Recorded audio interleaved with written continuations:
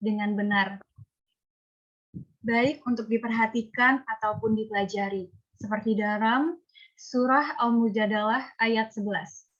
Allah akan meninggikan orang-orang yang beriman dari kamu sekalian dan orang-orang yang berilmu beberapa derajat.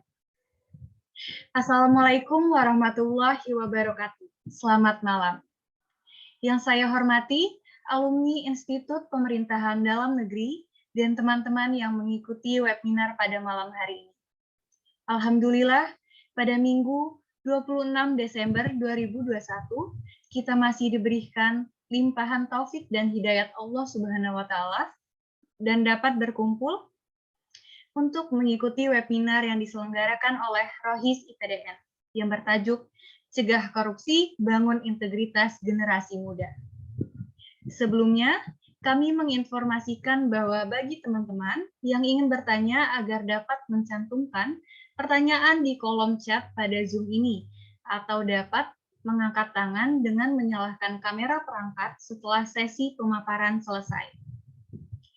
Untuk mengawali keberkahan kita pada webinar kali ini, mari kita simak dengan seksama pembacaan ayat suci Al-Quran oleh Madya Praja Ade Fikri Haikal. Kami persilahkan.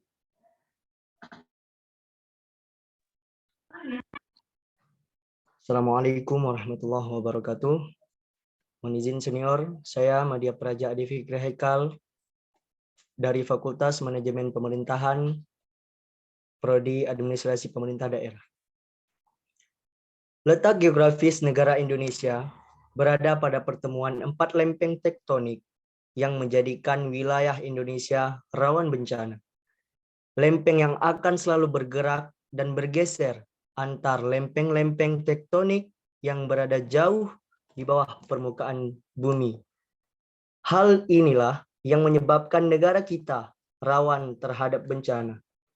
Hari ini bertepatan dengan 26 Desember 2004 pukul 7:58 dan 53 detik, gelombang tsunami setinggi 30 meter menghantam Serambi Mekah dengan korban mencapai 230.000 jiwa di 14 negara. Oleh karena itu, marilah kita mengirimkan suratul Fatihah bersama. Ajma'in al-Fatihah. A'udzu billahi minasy syaithanir rajim. Bismillahirrahmanirrahim. Alhamdulillahi rabbil alamin. Ar-Rahmanir Rahim. Maliki yaumiddin. Iyyaka na'budu wa iyyaka nasta'in. Ihdinas siratal mustaqim. Siratal ladzina an'amta 'alaihim ghairil maghdubi 'alaihim waladdallin.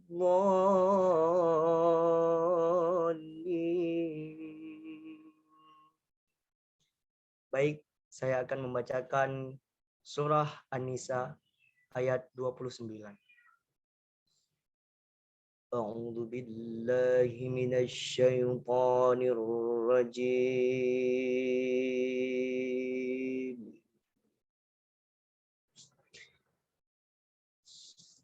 Bismillahirrahmanirrahim.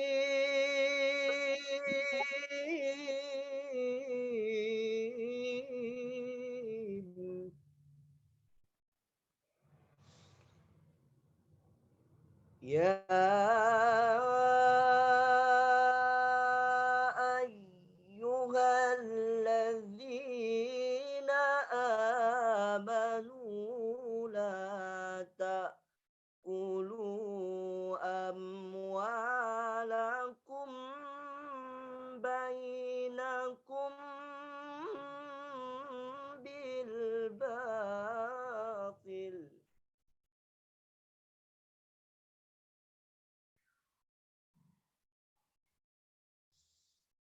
Lakum إنكم بالكافرين إلا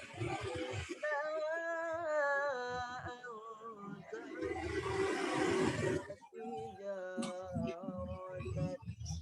عن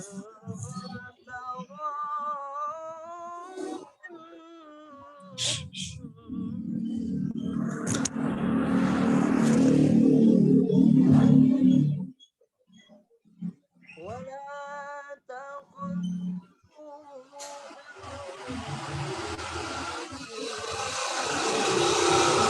إن الله كان بكم رحيما صدق الله العظيم.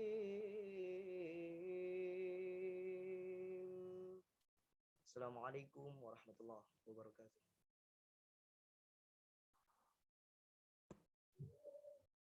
Sadaqallahul azim, maha besar Allah atas segala firman-Nya.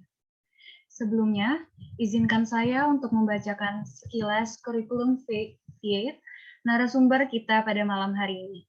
Abangda Muhammad Muslimin Iqbal merupakan Purna Praja Institut Pemerintahan Dalam Negeri Fakultas Politik Pemerintahan.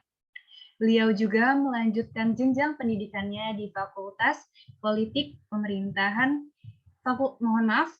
Fakultas Ilmu Sosial dan Ilmu Politik Universitas Indonesia.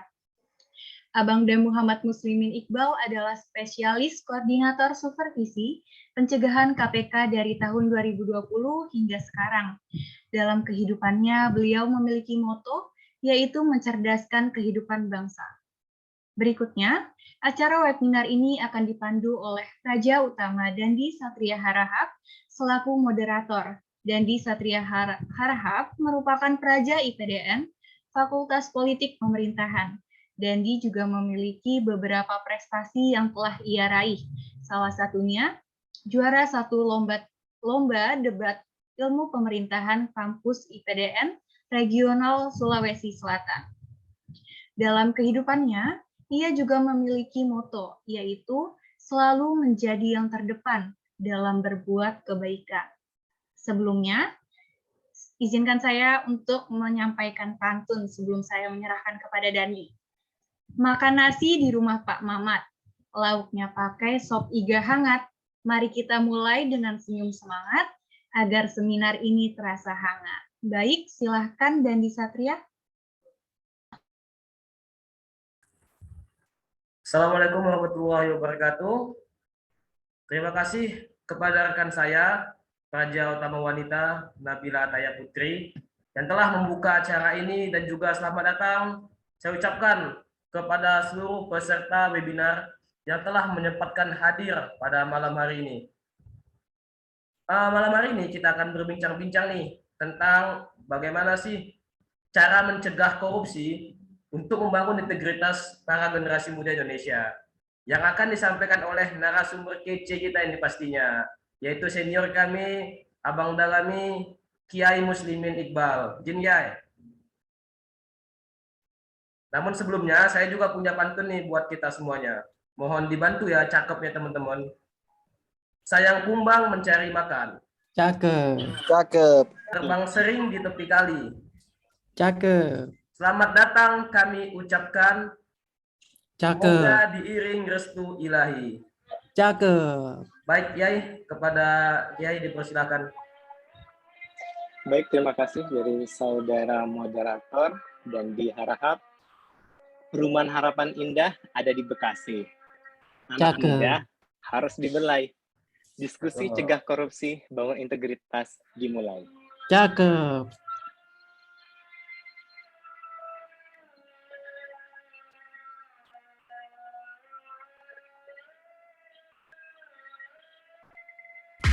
Yeah. Came at 17. Damn.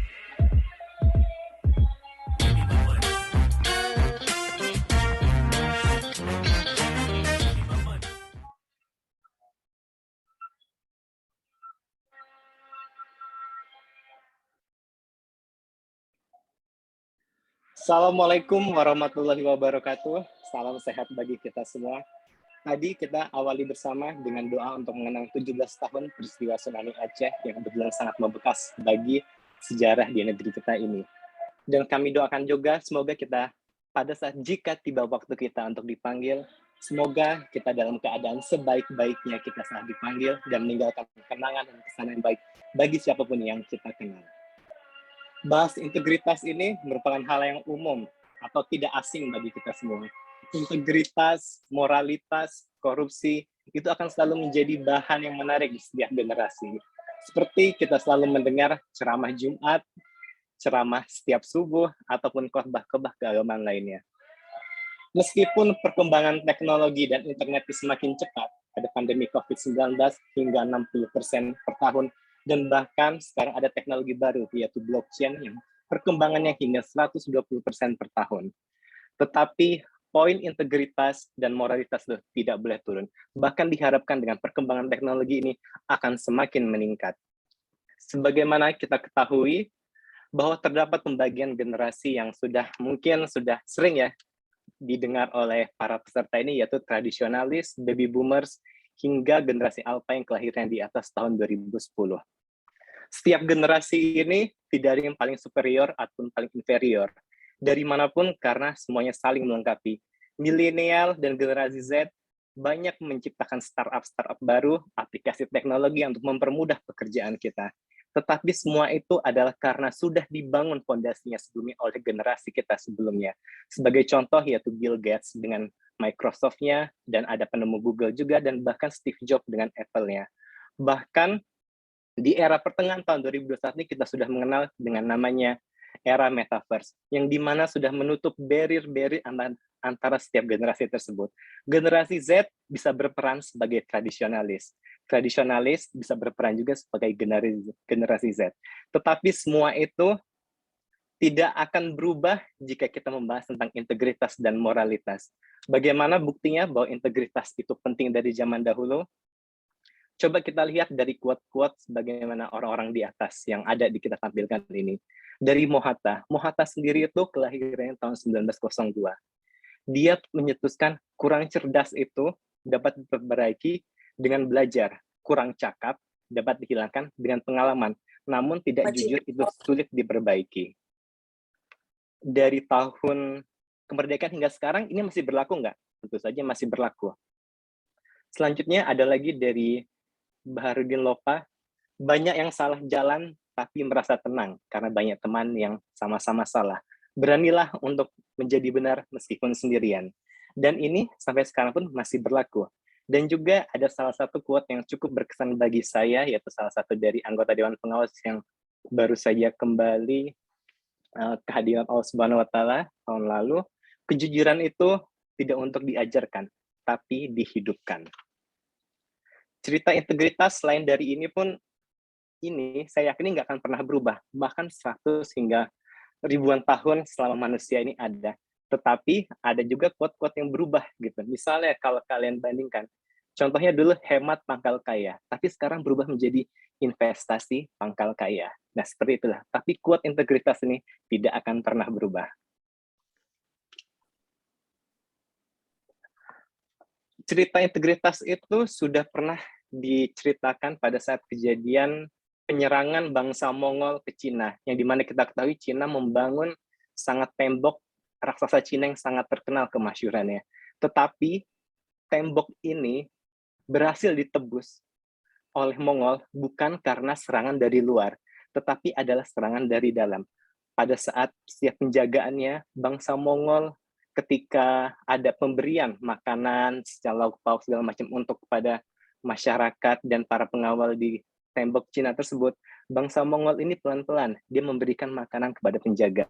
Untuk pertama kali masih diperiksa, kedua kali, ketiga kali makanan itu semakin sering, dan lama-kelamaan penjaga itu pun sudah mengetahui, dia terus nih datang pasti ngasih makanan nih. Yaudah, lanjut. Hingga beberapa tahun dia tidak hanya membawa makanan juga, tapi dia juga membawa senjata perlahan-lahan, hingga akhirnya tembok Cina itu berhasil dikuasai oleh Mongol. Itu rusaknya dari dalam, bukan dari luar. Mungkin kurang lama lagi. Wah, ini integritasnya kurang lama nih, masih tahun 12-15. Seperti kita dengar lagi. Kita lihat ini adalah salah satu filsuf pemikir dari India, namanya Kautilya. It is impossible for one dealing with government fund not to test at least a little bit of king wealth. Artinya nggak mungkin seseorang yang dibiayai oleh pemerintah ataupun lembaga tertentu, dia bekerja tidak merasakan sedikit pun kenikmatan itu dari fasilitas tersebut. Sebagai contoh, tentu saja di sini untuk ATK aja coba. Kita kadang pena itu kita meminta dari lembaga kita ataupun dari perusahaan tempat kita bekerja difasilitasi. Tapi kadang-kala kita membawanya ke rumah. Ya, itu memang dianggap hal biasa itu bagi kita gitu. Tetapi ternyata itu adalah salah satu bentuk korupsinya. Jadi hal ini tidak mungkin kita ini tidak korupsi dalam kehidupan kita. Mungkin kalian berpikir, wah ini Kautilya 350 before century masih belum lama. Sekarang kita kembali lagi ke penciptaan manusia pertama yaitu Nabi Adam dan Siti Hawa. Kita ingat Nabi Adam itu merupakan seorang khalifah yang dipercaya oleh Allah dan Tuhan untuk sebagai pembawa pesan-pesan yang baik di bumi. Tetapi pada saat ia berada di surga, ada larangan yang diperintahkan oleh Tuhan untuk jangan dilakukannya. Tetapi karena ada bisikan-bisikan dari yang lain, dan dia merasa dia ada kesempatan, dan dia memiliki kekuasaan untuk itu, dan dia berpikir, ya mungkin ya, ini asumsi saya aja, sekali-sekalilah melawan perintah Tuhan gitu. Akhirnya apa? Dia langsung diberi hukuman dengan turun ke bumi. Nah, setelah dari cerita tersebut, mungkin sekarang coba kita bahas terkait pengertian korupsi itu. Saya tahu pasti semua ini sudah mengetahui apakah korupsi itu, apakah bagaimana korupsi itu, tapi bagaimana kalau untuk berdasarkan teori-teori yang resmi. Pertama kali kita coba ambil dari Transparency International, korupsi adalah the abuse of entrusted power for private gain. Artinya penyalahgunaan kekuasaan untuk kepentingan pribadi. Dan itu seorang memiliki kuasa tetapi dia hanya untuk memberkahi dirinya sendiri. Dan selanjutnya, ini ada yang sangat menarik lagi, salah satu pendapat dari penulis Vokema, mungkin kalau saya tidak salah membacanya, korupsi itu berasal dari bahasa Latin, yaitu corrumpere, yang bermakna kebusukan, keburukan, kebejatan, ketidakjujuran, dapat disuap, tidak bermoral, penyimpangan dari kesucian, kata-kata atau ucapan yang menghina atau memfitnah. Di sini saya sangat menarik sekali. Ini kayaknya orangnya ini dia saat menulis buku ini tahun 1951 sangat kesal sekali dengan korupsi itu. Hingga kata-kata ini kayaknya nggak ada lagi yang positif gitu. Pasti selalu bermasalah. Dan dalam studi kejahatan yang dilakukan oleh dari Vokema tersebut, maksudnya studi analisis kejahatan tersebut, korupsi bersama-sama dengan prostitusi adalah kejahatan tertua di dunia. Diperkirakan kejahatan korupsi dan prostitusi akan tetap berlangsung selama kehidupan di dunia ada. Dan di sini untuk secara resmi dari Undang-Undang KPK sendiri mungkin kita bisa mempelajari secara perlahan yaitu Undang-Undang nomor 20 tahun 2002 tentang pemberantasan tindak pidana korupsi. Di undang-undang tersebut sebagaimana bahan dari ratifikasi kesepakatan internasional UNODC bahwa korupsi itu adalah 1. menyebabkan kerugian keuangan negara, 2. suap menyuap, 3. penggelapan dalam jabatan, 4. pemerasan, 5. perbuatan curang, 6. konflik kepentingan dalam pengadaan, 7. gratifikasi, dan ada beberapa tindak pidana lain yang berkaitan dengan korupsi. Selanjutnya mungkin kita tanya, apa sih yang menyebabkan orang korupsi itu? Mungkin masyarakat umum ataupun kita sendiri, ataupun saya sendiri, mungkin kalau saya nggak masuk di lembaga ini, saya akan berpikir koruptor itu hanyalah mereka yang pakai pakaian orange. Pakai pakaian orange yang selalu ada di jubir KPK, bisa bahwa dia adalah napi. Tetapi ternyata tidak. Masyarakat pun bisa menjadi salah satu koruptor. Di sini ada namanya fraud triangle yang diteliti oleh Donald L. Creasy. Pertama yaitu tekanan. Tekanan ini tidak hanya dari atasan, tapi juga dari kanan kiri, tekanan kebutuhan. Misalnya, waduh, saya membutuhkan susu nih, misalnya untuk anak saya. Jadi kebetulan nih ada susu nih nganggur di kantor gini, entah punya siapa. Bisa nggak ya ngambilnya? itu karena tekanan, atau enggak dari atasan.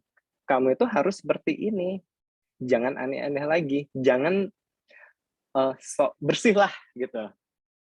Jadi dia bertekan lagi, dia berpikir lagi nih, waduh saya ada tekanan ini, gimana ya? Nah itulah tekanan. Selanjutnya adalah kesempatan. Kesempatan ini semua orang pasti punya kesempatan. Pokoknya itu apapun yang bukan barang milik kita, itu kita kesempatan untuk mengambilnya. Misalnya, contohnya, di kantor ada kertas nih, saya lagi butuh nih, mumpung ada orang kan banyak juga nih, saya ambillah kesempatan ini. Atau ada makanan yang untuk bersama-sama, tapi ternyata dia ngambil banyak ini, karena dia mikir, teman-teman nggak ada yang masuk ini, kan nggak perlu ini, yang penting kan nggak ada kesempatannya, gitu. Tapi kita nggak ngambil sesuai jatah kita.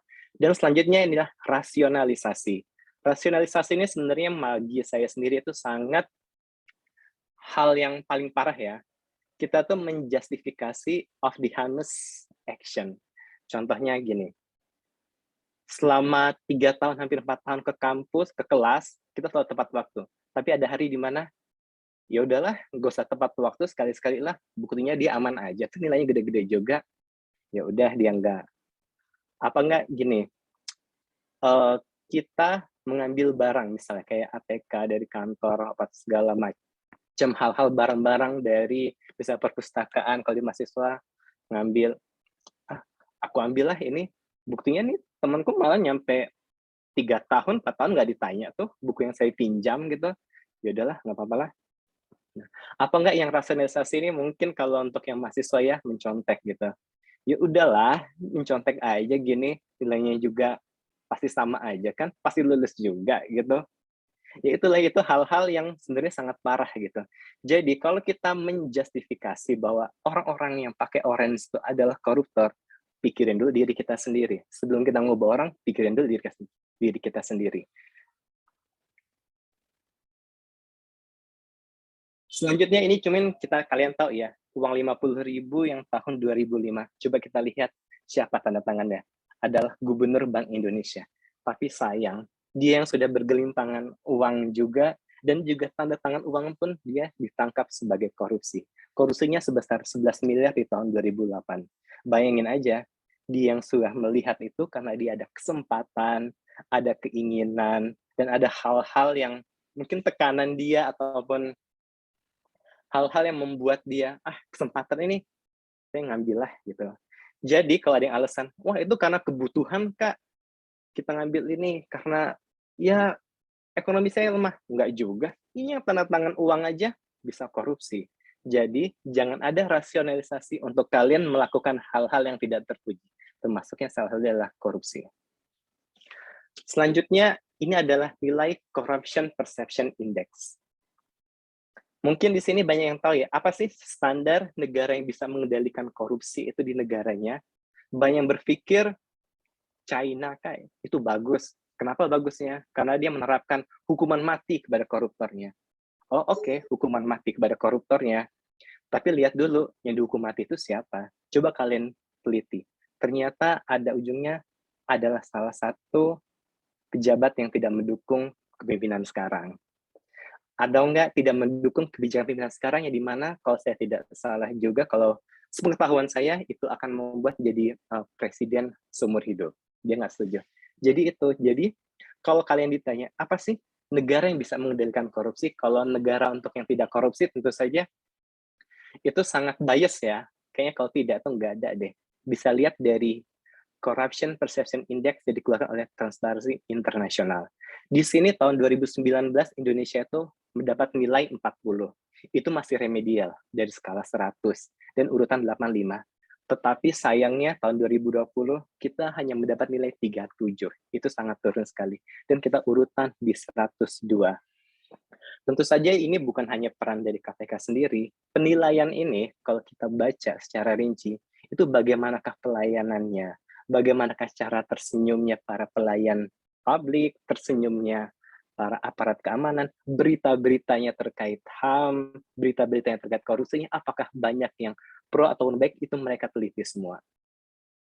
Dan ini urutan dari Trend Corruption Perception Index Indonesia dari tahun 2008 yang kami temui, yaitu diri kita dari nilai 26, bayangkan saja 26 itu Kalau dari skala 100 itu remedial berkali-kali dan hingga tertinggi 40 skornya pada tahun 2019, tapi turun pada tahun 2020 dengan nilai 37. Di sini negara-negara yang tinggi, itu misalnya Denmark, New Zealand, Finlandia. Itu negaranya bisa berhasil mengendalikan korupsi di negaranya. Coba kalian lihat, Denmark, New Zealand, Finlandia. Negara dengan kehidupan masyarakat yang bahagia. Pasti ada salah satu dari negara ini. Negara dengan kesejahteraan yang baik. Pasti ada salah satu dari negara ini. Sedangkan coba kita lihat yang lain. Di sini juga ada, untuk di Asia sendiri ada Singapura. Ya sudahlah, Singapura negara sekecil itu, kekayaan alam yang kurang, tapi kenapa mereka maju? Itu karena mereka sudah mementingkan pendidikan moral bagi masyarakatnya. Dan ini urutan secara besarnya ya, dari 149 negara.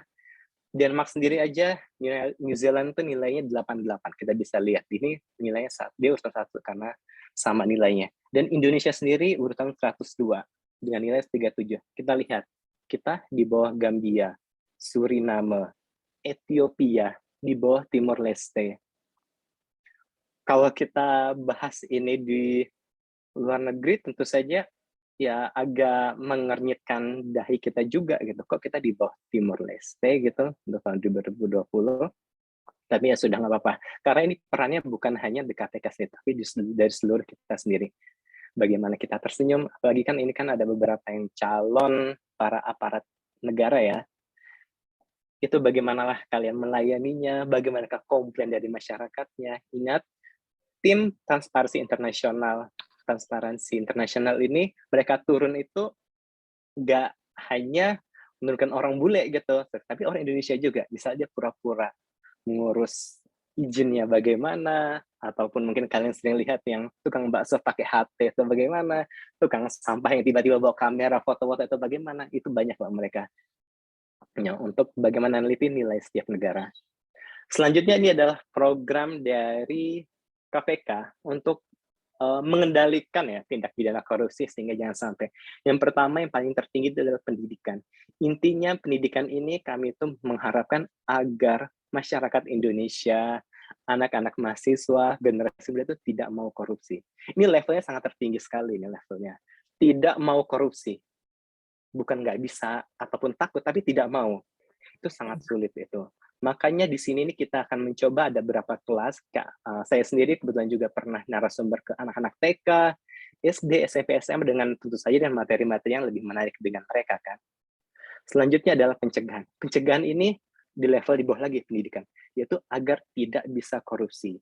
Orang akan korupsi, tapi dia tidak bisa gitu, karena sistemnya sudah bagus gitu. Dengan sistem elektronik, ada berbagai pengawas kanan kiri, apakah dia jangan sampai dia tidak bisa korupsi. Tetapi ini memang dalam berita sekarang memang belum dapat terwujudkan dari kita sendiri. Sehingga karena itulah bukan peran dari KPK sendiri. Selanjutnya penindakan. Ini adalah OTT. OTT ini adalah agar kita takut untuk korupsi. Tetapi ternyata dalam perjalanannya, koruptor itu bukan takut korupsinya, tapi takut di OTT-nya. Misalnya gini, saya nggak mau korupsi lah, nanti saya di OTT. Salah, seharusnya saya takut korupsi, takut OTT, kan berbeda itu. Jadi kalau nggak ada OTT, dia mau dong korupsi. Tapi kalau dia takut korupsi karena OTT, itu lebih baik gitu. Jadi memang dari 3 ini adalah mimpi-mimpi dari para petinggi-tinggi kita ya, dari awal KPK hingga sekarang, dan mungkin memang masih perlu bertahap gitu. Untuk pendidikan sendiri, kita kan narasumber ke level-level anak-anak kecil, TK, SD, SMP, dan itu mungkin butuh 10 tahun atau 20 tahun lagi untuk melihat hasilnya. Apakah ada hasilnya atau tidak, dan itu kan sangat abstraktif ya. Selanjutnya ini adalah contoh-contoh dari kasus yang ditangani KPK. Siapakah yang dapat nilai tertinggi? Tentu saja ini kami harapkan jangan sampai bertambah lagi. Cukuplah inilah berita-berita sedih itulah. Apa sih? Senang di OTT banget. Ini kenapa sih orang-orang tuh senang OTT? Tapi ya kita nggak tahu ya, program-program pencegahan pendidikan di kantor kita itu kurang menarik dibanding program OTT itu. Intinya tuh manusia tuh lebih suka melihat orang itu jatuh, lebih menarik kan daripada apa sih kita lakukan untuk perbaikannya. Gitu. Selanjutnya, sebelum kita masuk ke materi integritas, coba ini saya mencoba bertanya dulu ya kepada para peserta ini ya. Dalam waktu 3-6 bulan terakhir, pernahkah Anda memberikan sesuatu yang menurut Anda itu diberikan dengan ikhlas, namun sebenarnya Anda ingin diingat oleh penerimanya? Kita tahu manusia itu memang selalu penuh pamrih ya. Itu nggak bisa dipungkiri memang manusia itu. Bahkan Tuhan kita pun menuntut manusia ciptainnya untuk beribadah pun menjanjikan sesuatu yang lebih baik kan. Misalnya kalau saya di agama Muslim, jika kamu beribadah segala macam, kamu akan masuk surga, dapat pahala dan ridho. Karena Tuhan tuh tahu, pasti ini yang ditawarkan. Jika kamu tidak, akan masuk neraka gitu. Tapi kenapa ya kita kok lebih memilih balasan itu di dunia gitu, bukan di akhir. Padahal kan Tuhan itu ngasih hal yang lebih tinggi lagi. Tapi itulah memang manusia, fitrah dari manusia. Jadi, ini jawabannya dalam hati ya, memberikan sesuatu yang menurut Anda itu diberikan dengan ikhlas, namun sebenarnya Anda ingin diingat oleh penerimanya. Selanjutnya, berjanji kepada diri sendiri untuk melakukan sesuatu yang baik, kemudian tidak melakukannya. Dan ini mungkin generasi, nggak hanya generasi muda sih, semua generasi banyak sih. Misalnya contoh, saya ingin hidup sehat lah besok, tapi ada justifikasi lagi untuk besoknya. Nah, jadilah ternyata ada ini, padahal itu hal yang baik loh untuk diri kita. Apa enggak, besok saya ingin membaca buku atau belajar lah, tapi ternyata kita nggak lakukan lagi. Justru itu kita adalah mengkorupsi kemampuan diri kita untuk lebih baik. Gitu. Sebelum kita menjudge koruptor di TV, tapi judge dulu diri kita sendiri. Selanjutnya, mengerjakan tugas, paper, jurnal, skripsi, ataupun LA dengan seadanya. Padahal Anda mampu mengerjakan lebih dari itu. Misalnya nih kalian ingat ya, disuruh buat tugas, buat paper atau analisis apapun. Ada teman-teman ngomongin, buat standar aja, udah pasti lulus, pasti bisa, yang penting kumpul. Gitu. Oh iya ya, yaudahlah, gue buat aja seperti itu. Itu Anda menjudge kemampuan diri Anda itu hanya level segitu. Padahal kita tuh Anda itu tahu, kita itu tahu bahwa kita tuh mampu buat lebih dari itu. Tapi Anda udah mengkorupsi kemampuan diri Anda sendiri, gitu. Sebenarnya kita ingat, kita kan memiliki bakat-bakat yang perlu digali, gitu. Ada yang bakatnya terlalu terpendam, sehingga digali pun sangat dalam, tapi nggak apa-apa itu. Yang penting kita jangan bohongi diri kita sendiri aja. Kerjakan tugas, ya totalitas aja, gitu. Jangan sampai asal-asalan, karena nanti kita sendiri yang menyesal. Nanti. Wah, kemampuan saya itu sebenarnya lebih dari itu. Tapi ya adalah karena dengan teman-teman yang lain seperti ini, ya udah, jadi kita korupsi kemampuan diri kita sendiri. Selanjutnya, membatalkan janji sepihak dengan membuat alasan direkayasa. Diingat aja, coba. Ya, besok lah kita janji yuk kita ke sana. Mau ini, mau itu. Tetapi ternyata ada hal lebih menarik lagi gitu lah setelah kita janjinya. Dan gitu batasnya dengan alasan, waduh, saya ini buru-buru nih, ada ini nggak sempat segala macam lah, ataulah banyak excuse lah, itu udah pasti tuh. Manusia pasti banyak excuse-nya. Yaitu berarti kita ada korupsi sendiri. Kita nggak belum tentu kita lebih baik dari koruptor itu, coba tuh kita lebih banyak. Cuman koruptor itu kan memang dia ditangkap itu karena dia merugikan keuangan negara. Memang berdasarkan ada undang-undang yang mengaturnya juga gitu. Tetapi kalau kayak seperti ini kan, kita korupsi itu kan untuk diri kita sendiri, tapi dengan diri sendiri aja kita korupsi, gimana ke orang lain gitu. Selanjutnya, menunda pekerjaan hanya karena malas. Kadang kita memang mengenal dengan sistem kebut semalam ya, yang dimana kemampuan kita itu akan lebih meningkat tajam gitu kalau kebut semalam. Tetapi jadikan alasan itu jika memang pekerjaan itu dilaksanakan, ditugaskan secara segera ataupun tiba-tiba. Tapi karena sudah seminggu yang lalu kita tunda lagi, kita nggak ada hal-hal yang lebih urgent lagi, yaitu kita mengkorupsi kemampuan kita lagi gitu. Jadi apa bedanya dong kita dengan koruptor ya? Cuman kita mengkorupsi kemampuan kita sendiri atau waktu kita sendiri. Sejauh mana kita jujur menjawab pertanyaan-pertanyaan tersebut, maka inilah awal memahami integritas yang sebenarnya. Mungkin di sini kalau ada yang berani atau volunteer bisa berceritakan dari poin-poin ini? Ada nggak sih yang ingin bercerita gitu? Jujur aja dari 5 poin ini. Kira-kira ada yang mau kalian ceritakan? Misalnya contoh memberikan tapi ternyata dalam hati ada ingin diingat ataupun berjanji misalnya saya mau diet atau olahraga, mengerjakan tugas seadanya padahal kita sebenarnya mampu, mendapatkan janji sepihak, membuat alasan direkayasa, menunda pekerjaan hanya malas. Jadi gimana nih? Kira-kira ada nggak nih berada dari 28 orang ini?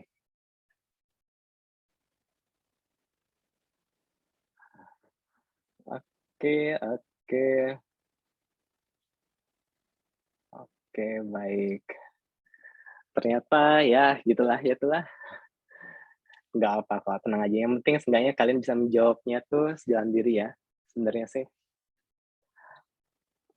Selanjutnya kita balik. Di sini adalah nilai-nilai anti korupsi yang berdasarkan kajian dari KPK sendiri yang kita tuh pribadi anti korupsi itu apa sih yang harus kita pegang gitu. Jujur, peduli, mandiri, disiplin, memiliki tanggung jawab, kerja keras, sederhana, berani, dan adil.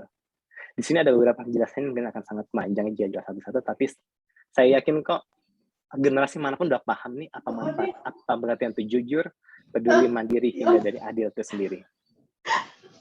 Selanjutnya di sini adalah integritas. Setelah dari pertanyaan tersebut, mungkin kita juga udah tahu ya, integritas itu apa? Integritas itu adalah sebuah kesatuan dan keselarasan antara pola pikir, sikap, perasaan, ucapan, dan perilaku terhadap nilai-nilai dengan hati nurani yang dilakukan dengan penuh komitmen dan konsisten. Secara gampang ada 4 poin. I walk what I talk. Saya menjalankan apa yang saya katakan. I speak and tell the truth. Saya berbicara dan mengatakan kebenaran. I do the right thing. Saya melakukan hal yang benar. Dan yang paling gampang adalah follow your heart, your intuition. Ikuti kata hati nuranimu. Ketika kalian merasakan kebingungan, ini saya harus apa, bagaimana ada tekanan dari kanan kiri, atau banyak teman-teman yang lebih banyak melakukan ini, pasti hati nurani kalian tahu lah, ini nggak benar ini. Ya udah ikutin aja tuh, digampangkan. Selanjutnya, inilah harapan saya ya, mungkin saya kan sebagai generasi milenial ya, dan mungkin peserta ini rata-rata generasi Z ya. Jadilah pribadi integritas. Kita semua itu sanggup, cuman hanya tidak mau. Sebagaimana lagu ini nih. Karena ku sanggup, walau ku tak mau. Kita sanggup, cuman kita nggak mau aja. Tapi jangan juga kita ragu kalau kita udah melakukan ini gitu, karena itu untuk kepentingan diri kita sendiri. Seperti juga lagu ini, lanjutannya lagi. Ku mau, kau tak usah ragu. Integritas itu nggak dimulai dari mana-mana. Integritas itu dimulai dari saya, I. Gitu. Baik, demikian presentasi yang dapat saya sampaikan. Sebelum saya kembalikan ke moderator kita, saya ingin ngasih sedikit pantun lagi ya. Pergi bekerja memakai batik, warisan kebangsaan Indonesia. Menjumpai para peserta yang tampan dan cantik, salam semangat dan selalu bahagia. Sekali lagi, mungkin sebelum kembali ke moderator, tingginya gunung, puncaknya pun tinggi. Terbentang lautan amatlah luas. Selamat datang, kami harapkan para adik-adik anti korupsi, tegakkan integritas tanpa batas. Wabillahi taufiq wal hidayah. Wassalamualaikum warahmatullahi wabarakatuh. Kami kembalikan ke moderator. Waalaikumsalam warahmatullahi wabarakatuh. Terima kasih kepada narasumber kami, Yai Muslimin Iqbal. Silakan bagi peserta yang ingin berdiskusi atau memiliki pertanyaan untuk dapat bertanya baik melalui kolom chat maupun secara langsung. Namun sebelumnya akan saya serahkan terlebih dahulu kepada co-host yaitu rekan saya Nabila Ataya Putri. Terima kasih rekan saya Dandi Satria Harahap. Terima kasih kami ucapkan kepada narasumber Abangda Purna Praja Muhammad Muslimin Iqbal SIP MSI atas pemaparan materi mengenai cegah korupsi, bangun integritas generasi muda yang sangat menarik dan mengesankan pada malam hari ini. Semoga ilmu yang beliau berikan bermanfaat untuk kita semua. Amin ya robbal alamin. Namun, sebelumnya untuk merekam memori kebersamaan pada malam hari ini, ada baiknya kita mendokumentasikan kegiatan pada hari ini. Baik, mohon izin senior, mohon izin rekan-rekan, dan teman-teman peserta webinar pada malam hari ini, agar dapat mengaktifkan kamera untuk kita foto bersama.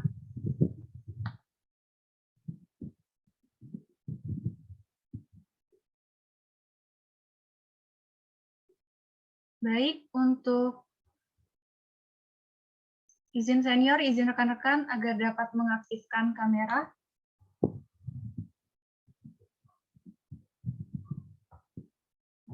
Untuk slide pertama, 1, 2, 3.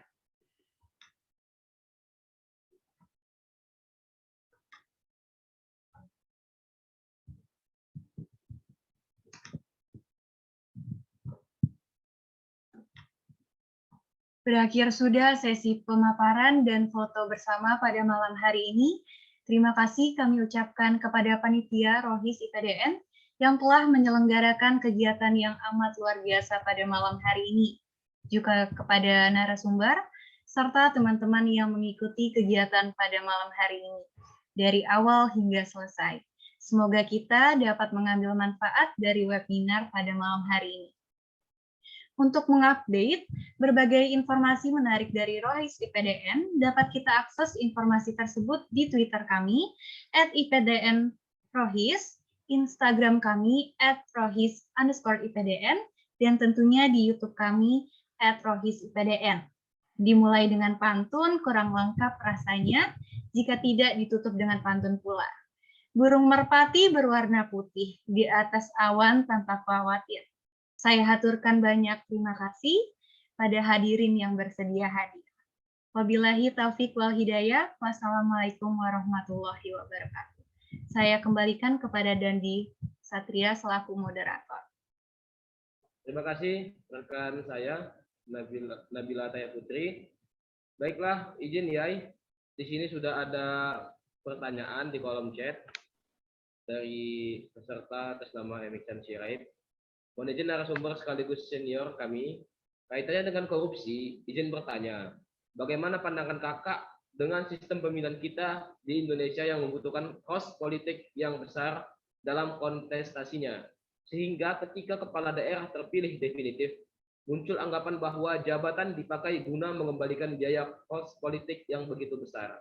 Apalagi menjelang pemilihan kita 2024, kursi parlemen masih memandang threshold sebagai salah satu persyaratan pemilihan, bukan seharusnya jalur independen 0% yang diperjuangkan. Baik, Yai, mohon dijawab, Yai. Oke, baik. Terima kasih dari Ihsan Sirait. Sebenarnya ini memang menjadi bahasan umum ya dari KPK sendiri. Sebagaimana mungkin kalian pernah bahas ya, baca salah satu kajian di KPK tahun 2016 ke belakang, kita tuh udah mengkaji berapa sih biaya yang harus diberikan negara itu untuk kepada partai politiknya, gitu. Sebelumnya ada kajian KPK itu hanya diberikan 100 per suara. Bayangin aja, 100 per suara untuk kebutuhan kos yang sangat besar. Itu sangat tidak mungkin. Setelah kajian KPK gimana agar kita bisa menjaga mengawasi partai politik tuh, kita butuhkan adalah 10.000 per suara. Jadi kepala daerah yang partainya dari mana, itu suara itu ada 10.000 per suara. Tetapi ternyata pada saat kita ajukan ke Kemenkyu, wah tidak sanggup ini dari Bu Sri Mulyani. Akhirnya berbagai macam kajian lagi dari Kemenkyu menjadi 1.000. Ya lumayan nih, tapi tetap aja. Dan memang kepala daerah tuh ya, itu udah paham ya, pasti biaya kos sangat besar. Sekarang gini aja, kita kembali ke pemilih kita aja. Ke kita sendiri sebagai pemilihnya. Kita lihat apapun kebijakan dari pemerintahan sekarang, DPR-nya bagaimana, peraturan bagaimana, itu adalah pejabat yang dipilih oleh rakyat. Gitu. 50% plus 1 memilih pemimpin sekarang.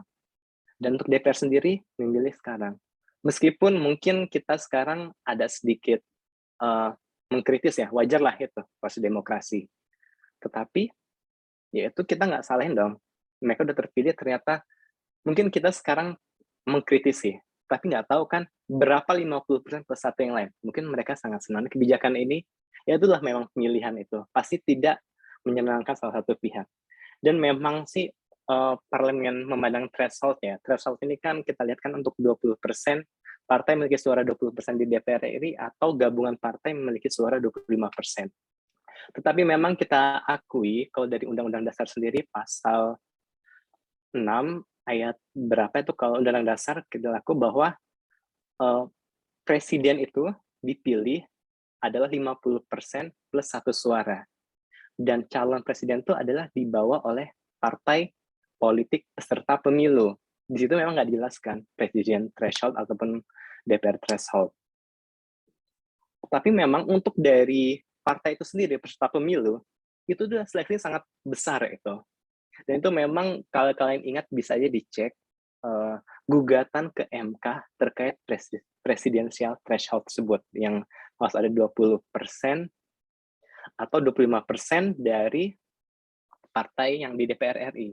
Tetapi ternyata setelah kita berusaha, bukan KPK sih, itu ada LSM namanya Perludem, tapi ternyata dari Hakim Agung tersebut 80% menyetujui threshold. Oh ya sudah, berarti kan ini memang kebijakan dari pemerintah yang harus kita patuhi mau nggak mau.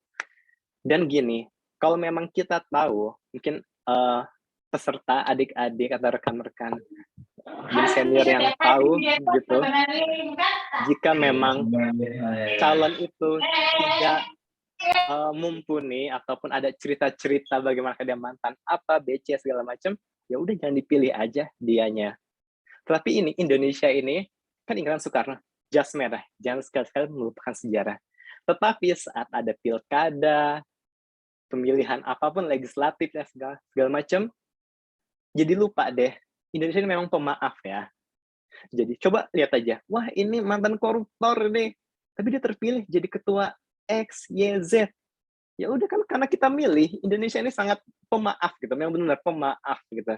Tapi nanti kita kesal lagi setelah dia ditangkap segala macam, dia calonin terpilih lagi. Memang ini pemaaf sekali gitu. Jadi mungkin kami harapkan untuk para adik-adik ini yang 20 atau rekan-rekan senior dari 24 orang ini bisa lah berpikir. Seenggaknya ada 24 orang lah yang sudah berpikir jernih siapa yang harus kita pilihnya selanjutnya.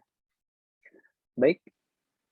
Selanjutnya yang raise hand atau izin kepada Kak Osidia Gusdiawati dipersilakan.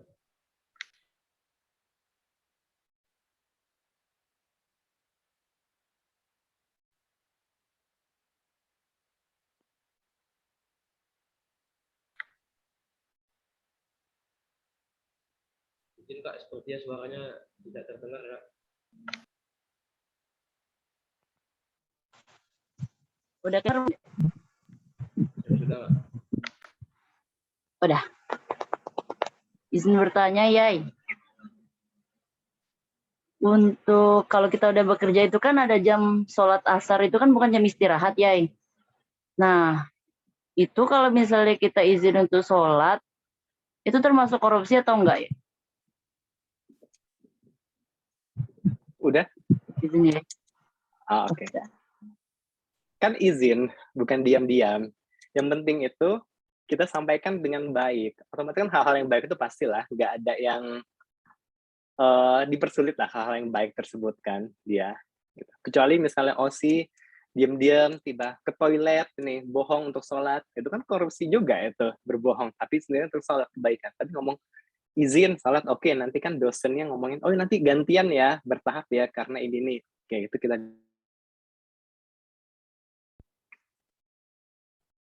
Oke. Terima kasih Yai. Selanjutnya ada Bang Muhammad Tamran. Tamran. Bang.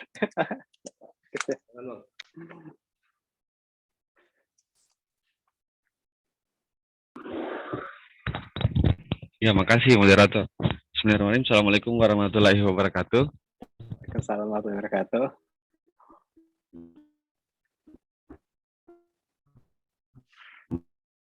Pertama, saya ucapkan luar biasa. Yang sempat ke Bombana tapi tidak kasih kabar ya.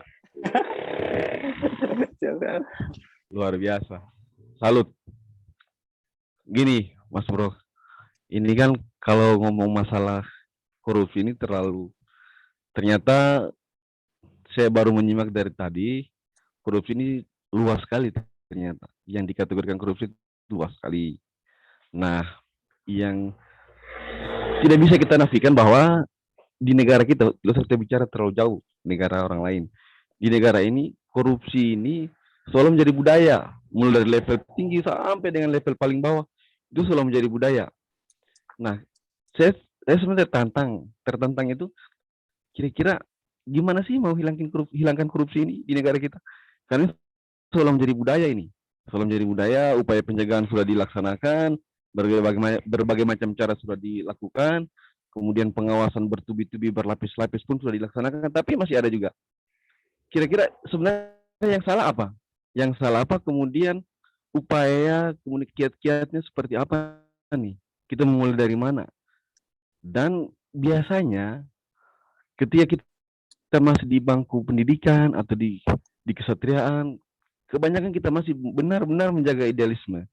Nah, ketika terjun ke lapangan, malah kita menjadi bagian dari itu. Itu dia sebenarnya. Karena ya berat sih memang. Tapi yang perlu dilakukan sebenarnya, kita mulai dari mana ini? Kita mulai dari mana, kemudian kiat-kiatnya seperti apa, kemudian mungkin ya trik-triknya seperti apalah. Mungkin nah ini buat adik-adik juga ya yang kelak akan terjun di dunia pemerintahan, bahwa di lapangan itu ternyata dinamikanya terlalu kuat, sehingga memang butuh mental yang luar biasa untuk terhindar dari yang namanya korupsi. Mungkin itu saja dari saya. Lebih dan kurangnya mohon dimaafkan. Assalamualaikum warahmatullahi wabarakatuh. Waalaikumsalam warahmatullahi wabarakatuh. Ya itu memang cukup prihatin ya. Dan saya sampaikan terima kasih Tamran. Yang ke Bombana kemarin nggak sempat karena ada beberapa tugas yang harus segera. Yaitu kita lihat kita ini, masyarakat ini terlalu fokus ke orang-orang yang pakai rompi orange, itu koruptor gitu loh. Tapi nggak fokus ke kita sendiri gitu. Hukum mati koruptor, pejabat ini korupsi A, B, C, D, ini kepala daerah A, B, C, D. Tapi nggak fokus aja dengan kebiasaan dirinya sendiri. Tadi kan saya share ulang terkait di sini nih, negara-negara dengan skor CPI yang tinggi ya. Ya mungkin kan ini penilaian itu cukup bias juga ya, bagaimana di Denmark, New Zealand, Finlandia.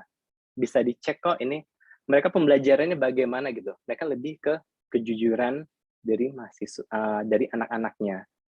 Denmark, New Zealand, Finlandia, coba lihat polisinya yang standby di jalan-jalan tuh. Mungkin nggak ada, karena mereka sudah ada yang CCTV atau sudah yakin bahwa ini nggak boleh gitu loh. Karena itu mungkin di sana itu sudah levelnya tinggi ya. Saya tidak mau korupsi gitu loh. Bukan saya tidak bisa korupsi atau saya takut OTT kalau saya korupsi. Tapi dia tidak mau korupsi. Gitu. Jadi itu memang butuh gebrakan yang besar ya, dimulai dari diri kita sendiri. Dan itu kalau jika memang kita memilih pemimpin, ya itulah masyarakat Indonesia ini terlalu pemaaf gitu, sangat baik hati. Pejabat ini ternyata sudah korupsi segala macam dan dia diputus selama 5 tahun nggak bisa politik, pas dia mencalonkan terpilih lagi. Ketika suaminya ditangkap OTT, tampaknya saat istrinya dipilih lagi, terpilih lagi. Jadi memang kita pemaaf banget gitu. Dan memang untuk adik-adik sendiri, adik-adik atau rekan-rekan atau ada senior juga di sini, kita milih kepala daerah itu maksimal hanya 10 tahun kan, 2 kali periode. Kita PNS, kita lulus aja umur 22. 60 itu udah 30 tahun lebih. Kita hanya cuman loyal aja gitu ke orang 5 tahun gitu. Terus 10 tahun lagi. Nanti dia nggak terpilih lagi, atau misalnya digeser lagi gitu kita. Dan juga gini ya, ini mungkin sedikit menakut-nakuti atau gimana ya, cuman jangan sampai lah. Mungkin ada yang pernah baca ya, KUHP terkait tindak pidana korupsi, itu masa kadaluarsanya tuh 18 tahun hingga 20 tahun. Bayangin aja jika sekarang 26 Desember 2021 jam 20.11 WIB, kita ini kan udah ASN ya, sudah menikmati negara, tiba-tiba ada komunikasi nih yang mengindikasi ke tindak pidana korupsi. Pada saat 20 tahun kemudian, 2041, tanggal 25 Desember, itu ditemukan ternyata pejabat yang kita bantu itu, ini ada terjerat korupsi, atau mungkinlah lawan politiknya lah tiba-tiba mengkorek-korek dari 20 tahun sebelumnya, kita tertarik dong pasti. Kita ketarik nih, bayangin aja 20 tahun, suruh nginget-nginget masa lalu. Sakit kan, nginget-nginget kenang-kenangan yang buruk gitu. 20 tahun. Bayangin aja, misalnya kalian sekarang luluskan 22. Kira-kira kalian sudah menjadi kurir, ataupun sudah menjadi saksi segala macam. Umur 42, ditarik-tarik gitu. Waduh, saya masih polos ya, harus ditanya segala macam. Masih panjang kalian itu. Gitu. Dan juga, ya tinggal kalian pilih mana aja sih, mau loyal ke siapa gitu. Ingat kan, dia kalau kita sekali loyal dengan X, otomatis itu akan dicatatkan gitu. Ingatlah, teman-teman kita ini, para pejabat ini tuh, manusia tuh nggak ada yang ikhlas gitu menolong kita. Pasti ada pamrih. Siapapun mau, sokap, teman terbaikmu, segala macam tahu rahasia-rahasiamu. Kira-kira dekat dengan pemimpin X, segala macam ternyata kamu nggak dekat, itu bisa lah saling menjatuhkan sama lainnya gitu. Jadi itu aja, ya udah kita jangan takut aja lah dia, terserah. Ini mungkin rata-rata IPDN ya. Saya kasih tahu aja, pada saat tahun 2018 itu pernah ada salah satu yang pakai baju praja IPDN menjadi saksi di kantor. Itu karena dia jadi kurir gitu. Jadi jangan terlalu ini juga lah gitu. Kalian cuma jadi korban kok, jangan. Misalnya kalau udah ini, jangan hanya karena respek, loyalitas, totalitas, apapun itulah gitu. Pokoknya ya diri kalian sendiri, ya udah nggak apa-apa, tolak aja hal-hal yang nggak benar-benar yang membuat kalian ragu, ikuti aja kan hati nurani kalian. Seperti itu ya. Sepertinya ini ada pertanyaan lagi ya, Dandi. Ini ada pertanyaan lagi ya dari Muhammad Hidayatullah.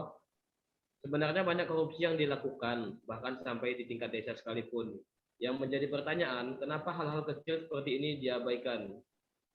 Karena jika dilakukan pengkajian sejarah dalam, bahwa banyak sekali pembangunan desa jauh dari kualitas dana yang dianggarkan. Nah, intinya pertanyaannya, kenapa pengawasan keuangan di desa itu terlihat seakan-akan seperti disepelekan gitu ya, padahal banyak terjadi korupsi di tingkat desa. Itu aja yang mau dijawab. Oke, baik. Gak hanya di desa sih, di kampus, di antara kita juga, diri kita sendiri juga banyak kok korupsinya, gitu. Kenapa di desa itu tidak menjadi perhatian? Yaitu kalau ini agak teknis ya, di program saya kebetulan kan saya kan di spesialis koordinasi supervisi pencegahan KPK ya. Kita tuh punya program ada 8 area pencegahan korupsi yang dimana itu merupakan poin-poin terwujudnya good governance. Salah satu adalah tata kelola dana desa. Kita meminta pemerintah daerah itu untuk benar-benar dapat memperhatikan bagaimana dana desa tersebut. Sudah 7 tahun kalau tidak salah, hampir 1 miliar rupiah digelontorkan ke setiap desa. Tapi kok Pemda diam aja gitu, nggak bisa ngelihat gini. Kita jangan lihat lah kayak desa di Jogja gitu, bahkan di Bali gitu loh. Saya lupa nama desanya di Jogja atau di Bali itu, dia bahkan PAD-nya itu 2 miliar per tahun karena inovasi tersebut. Bahkan dia nggak butuh dana desa itu sendiri. Gitu. Dan ini memang kita meminta untuk dari tim pemerintahan daerah untuk dapat melakukan pengecekan secara benar-benar ke setiap aliran dana desa tersebut. Dan kita juga meminta agar adanya pengaduan gitu loh. Mungkin bisa lah dari kalian sendiri bisa menemukan ada yang hal-hal yang tidak, ya udah adukan saja gitu ke inspektor masing-masing Pemdanya gitu loh. Kalian foto, buktinya sampaikan aja gitu. Ini kan memang salah satu peran kita. Mengadu dalam hal ini bukan melambung ya. Entah nggak tahu ya, serah kalian itu pengertian melambung bagaimana. Tapi kan ini kan demi kebaikan dari desa itu sendiri gitu. Jadi itu bukan yang nggak ada, tapi memang kalau untuk saya jelasin lagi ya, untuk dari KPK sendiri, level kita itu adalah penyelenggara negara. Penyelenggara negara dengan minimal tuh bupati, kepala wali kota, sekretaris daerah provinsi, gubernur ke atas, ataupun PPK, dan pejabat pusatnya. Gitu. Kalau untuk level di bawah bupati, apalagi desa, itu bukan level kita. Itu lebih ke level aparat penegak hukum dari kepolisian, kejaksaan, atau bahkan dari inspektorat sendiri. Jadi lembaga penegak hukum ini kan udah terbagi-bagi ya kelas-kelasnya bagaimana gitu. Jadi agar tidak saling mendahului atau superior sama lain, jadi kita membagi gitu loh. Dan memang KPK sendiri di undang-undang itu hanya penyelenggara negara, bupati, wali kota, sekda prof, gubernur, terus pejabat eselon 1, kemudian dalam kementerian lembaga, langsung dengan pejabat pembuat komitmen. Itu untuk level kita. Tapi untuk yang desa sendiri itu level, karena kalau terlalu kita ngambil ini jadi kayak terlalu gerubukan gitu. Apalagi kan kalau kepolisian jaksaan sendiri kan dan Pemda sendiri udah di daerah itu ada gitu. Jadi kalau memang kalian menemukannya nggak apa-apa, dilaporin aja. Memang itu kita dorong kok di pemerintah daerah, biar jangan seenaknya aja gitu desa. Udah 7 tahun, habis 1 miliar tapi masih gitu-gitu aja gitu. Baik, ini ada lagi Dandi apa dari chat? Ini ada 2 lagi ya. Yang pertama dari Ashifa Zahra, mohon izin narasumber, izin bertanya, bagaimana menciptakan pembelajaran yang tepat untuk anak muda Indonesia agar terbiasa untuk tidak melakukan korupsi? Pembelajaran yang tepat untuk anak muda Indonesia agar terbiasa untuk tidak korupsi. Yaitu kan anak muda ini berarti levelnya di bawah kalian ya. Kalian kan generasi Z ya, mungkin ini generasi Alpha ya. Kan selama generasi itu kan dia ada keuntungan tertentu ya. Generasi yang di bawah, Z, Alpha itu menuntut yang atasnya untuk memberikan contoh. Tapi generasi atas, kayak contohnya tradisionalis melihat generasi saya milenial melihat generasi kalian, gitu. Intinya gampangnya gini aja lah. Saya angkatan 19, saya menuntut untuk kalian itu untuk lebih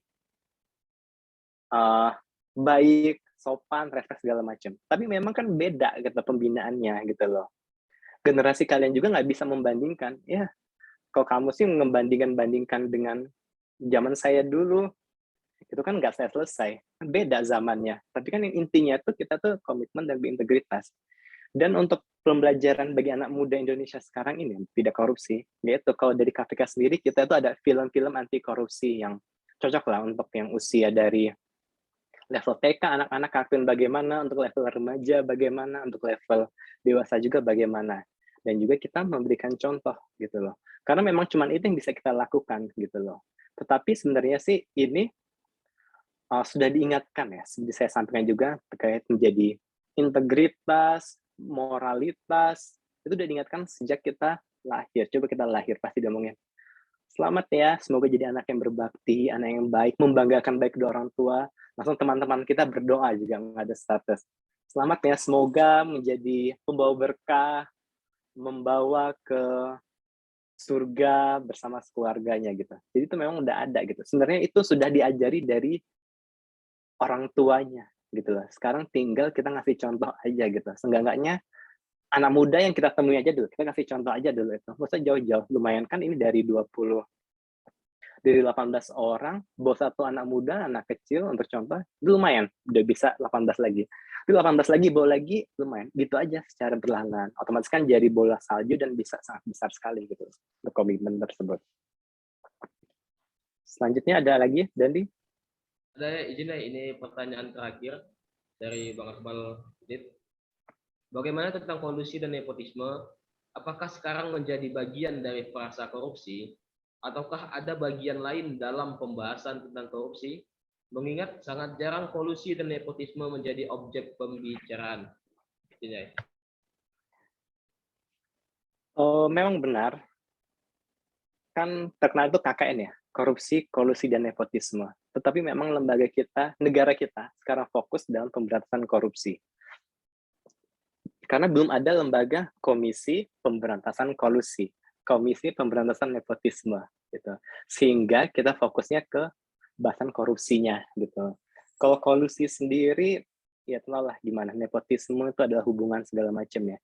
Dan mungkin kalau dalam sepengetahuan saya, kolusi nepotisme ini kan akan pasti selalu ada istilahnya. Tetapi yang penting kita pikirkan itu kalau ada seleksi, misalnya pejabat ataupun seleksi dari berkas ataupun apapun itu, yang penting dia sesuai kriteria gitu. Jangan sampai hanya karena dia saudara kita, kenalan kita, atau karena satu kampus dengan kita, karena sokap, sokon, apa segala macam dengan kita memutus objektivitas kita gitu loh. Makanya untuk memutus dari kolusi nepotisme ini kan kita ada pengertian tuh namanya tuh gratifikasi ya. Gratifikasi itu secara umum ya, itu salah satu dari kategori juga adalah semua pemberian itu adalah gratifikasi. Di sini kadang-kadang ada orang yang di kita itulah saling dia memberi kepada kita, tetapi ternyata dia tuh mengharapkan sesuatu. Memang itulah manusia. Kayak saya sendiri, mungkin saya mentraktir ada seangkatan, tapi saya merasa, aduh ini dia harus ingat saya nih pasti nih, dia harus ingat saya nih pada saat terpuruk. Tetapi itu terlalu bias kalau kita atur semua, sehingga di KPK yang dilarang dasar undang-undang itu adalah gratifikasi dari bawahan ke atasan gitu loh. Misalnya kayak juniornya ke senior yang sudah memiliki jabatan gitu. Berarti kan ada maunya gitu istilahnya, ada apalah gitu. Tapi kalau senior ke junior itu nggak apa-apa gitu, karena kan ya udah ini karena pertemanan aja gitu. Tapi memang itu ada beberapa batasan-batasannya kok, karena ini kan terlalu bias untuk yang apa ya, budaya Indonesia yang suka memberi gitu. Tetapi buruknya gini, gratifikasi itu bisa membuat kita itu terikat gitu loh. Jadi kita memiliki balas budi, utang budi ke seseorang gitu loh. Makanya di KPK sendiri membatasi hingga 200.000 maksimal setahun untuk kita ditraktir teman-teman kita gitu. Itu kenapa? Karena kan 200.000 masih mampu lah kita bayarin lagi gitu. Jadi kalau kita lebih, nanti dikit-dikit, dia kan udah sering gua kasih nih makanan gini, nggak tolong dia aja lah. Nanti kamu yang dia tolong, oh iya dia sering traktir saya nih, gimana gitu. Oh yaudahlah gue tolongin. Jadi gini, misalnya kalau kalian sama rekan ya, kalau kalian lagi traktir, makan segala macam gitu, seenggaknya kita bayar minumnya lah gitu, walaupun cuma 10.000 gitu. Itu menjaga harga diri kita aja sih, jangan sampai kita diikat aja gitu loh. Makanya itu mungkin, sepengetahuan saya, kolusi dan nepotisme itu agak sedikit tidak menjadi fokus, tapi tetap memang berbahaya. Tapi untuk yang dari ratifikasi UNCS internasional itu adalah korupsinya. Kalau untuk kolusi dan nepotisme itu belum ada sepengetahuan saya hingga saat ini. Baik. Terima kasih Yai. Intinya seluruh pertanyaan sudah selesai dan sudah terjawab oleh Yai. Terima kasih.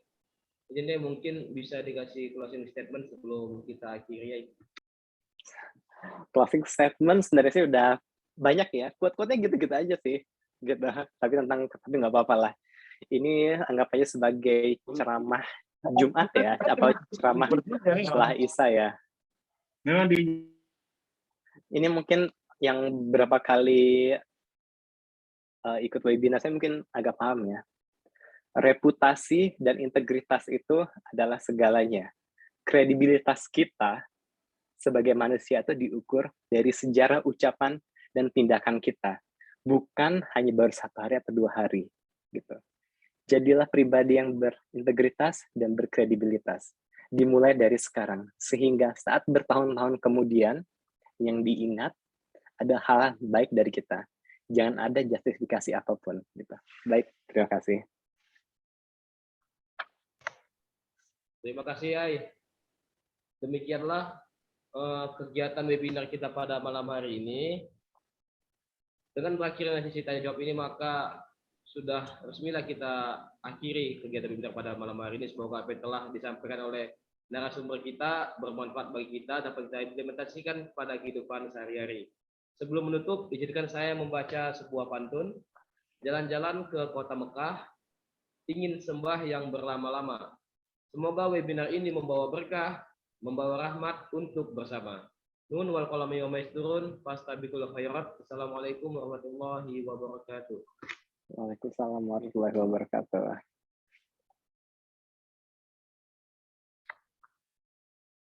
Terima kasih kepada seluruh peserta sudah bisa lead dari ini.